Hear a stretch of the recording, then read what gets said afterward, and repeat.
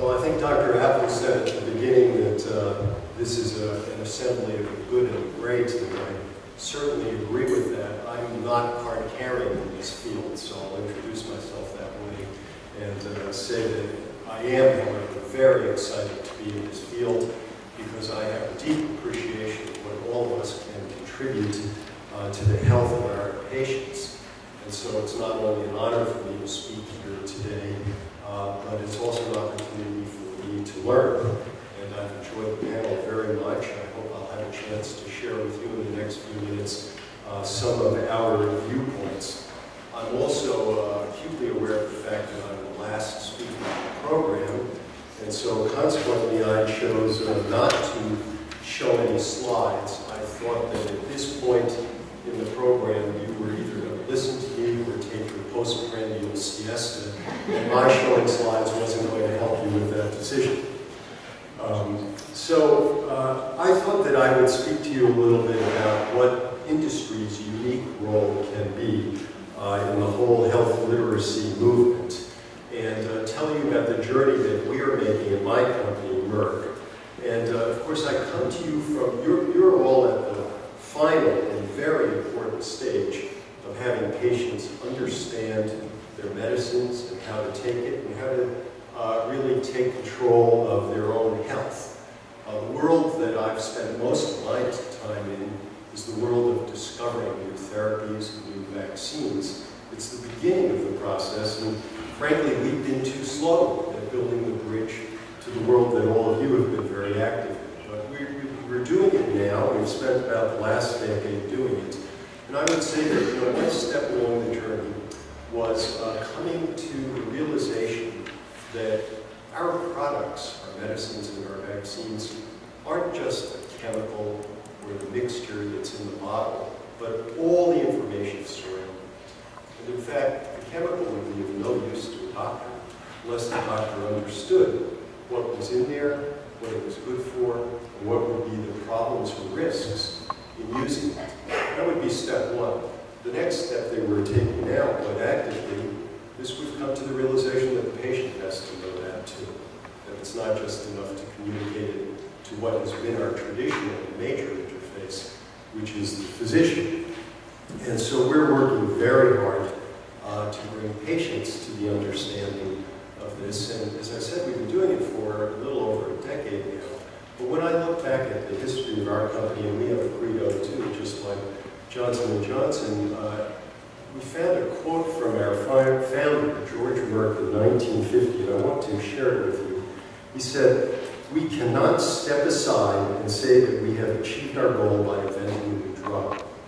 We cannot rest until a way has been found, with our help, to bring our finest achievement to everyone."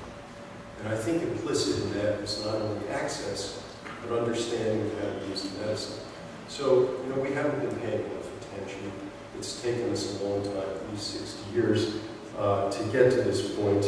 But now we're very much engaged. And of course, as a physician, I've seen over and over the evidence of patients not understanding their medications. I'm an endocrinologist, and numerous times I've placed patients on thyroid hormone and told them you have to take this every day of your life.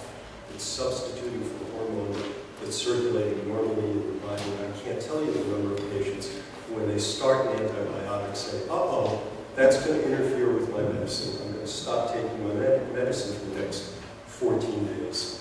And I'm sure you've seen the same thing in patients who say, well, my goal is to get my cholesterol down, and I start a cholesterol medication, and I go until my cholesterol hits the goal, and then I stop taking the cholesterol medicine. So it's something that we all know, and I'm glad that we are finally getting to the point where we're trying to intervene.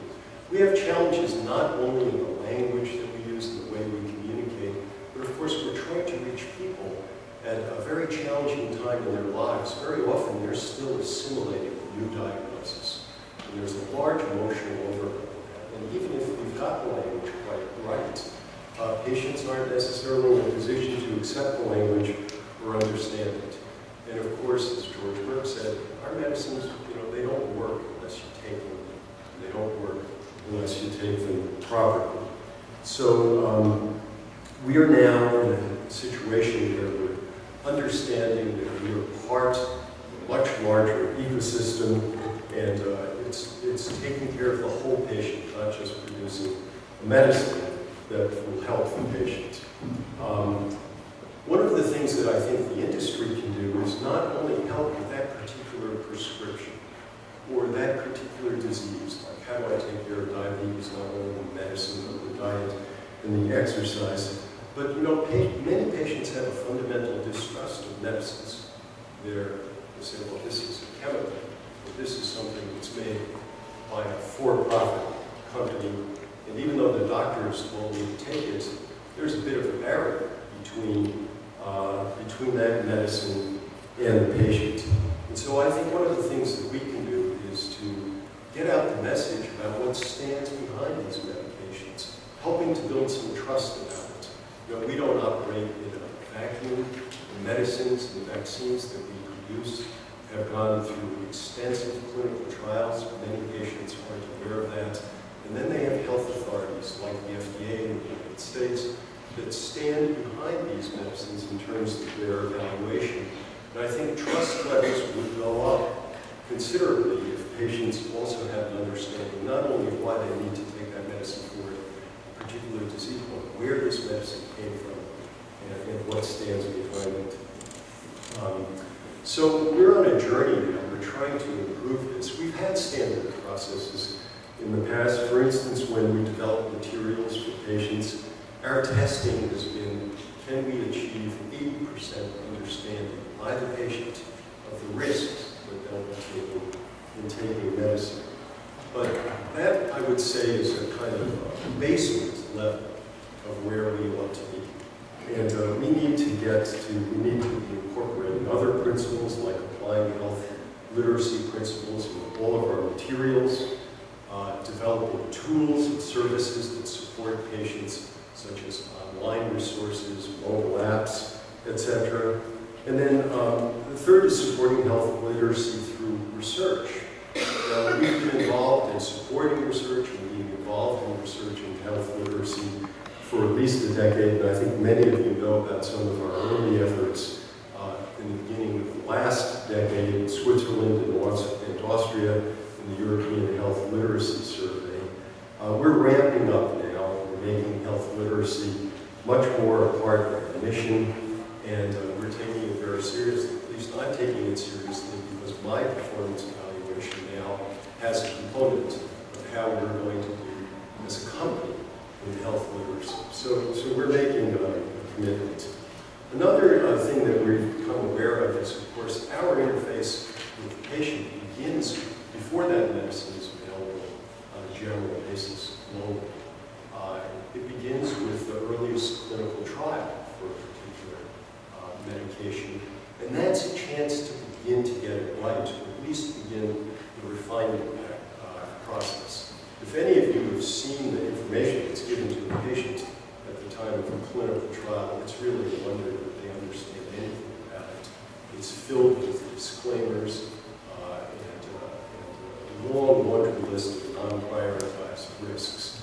And we have to get better at that, and we are, and I think we can use that as an opportunity to begin to learn how to communicate with the patient at the time that such a drug becomes generally available. The other thing that I think that we need to do is really kind of clean up some of our own language. We talk about benefit risks, but in many cases, benefit risk isn't really the calculation. The real calculation is risk. There's the risk of the disease and the natural history of the disease and the events associated with that disease, and then there's the risk of side effects of the medicine. And you know what? If that balance isn't right, the patient shouldn't be taking that medicine. But for many people, the concept of benefit means something else, like something wonderful is going to happen to you when you take this medicine. That's not the case, of course. It's usually that you will not have some of the sequelae of the disease. The same way I hear some of my physician colleagues talk about drug holidays. Well, if you take a medicine, you're not going to be sent to the Caribbean the next day. That's not what's going to happen. So I think a lot of the issues also begin with us. and terms that we introduce into the jargon of medicine that then carry out. So I think another thing that we're coming to learn is that there are many approaches to this problem of health literacy. And in the end, I don't think we're going to find one size fits all. I think that there's going to be a menu of opportunities, menus of ways to communicate with different patients. Certain things will work for some and not for others. And again, I can go back to my own experience as a physician and say that I've actually, in my office, never seen the average patient. We have to learn that as well. So the last thing I would just comment on is our packaging of medicines. And I'm reminded of many of you, I'm sure, have bought toys as presents for children or grandchildren, and then you're horrified to find out that self-assembly is required. And you know how complicated that is. Well, imagine for patients to open this package, which is supposed to be their instruction sheet for how to take the medicine. We really have to get this better in terms of visualization, in terms of formatting, and in terms of our language. So, I'd like to close by saying I think that this is really a terrific assembly. I think it has the potential to be a turning point in this field. It can have a great impact for patients. And I also hope it'll elevate things to the point that we have a healthcare policy that prioritizes health literacy. We share your goals of elevating patient health through patient literacy, and I can tell you on behalf of my colleagues at Merck that we're fully committed to this field, and we look forward to working with you.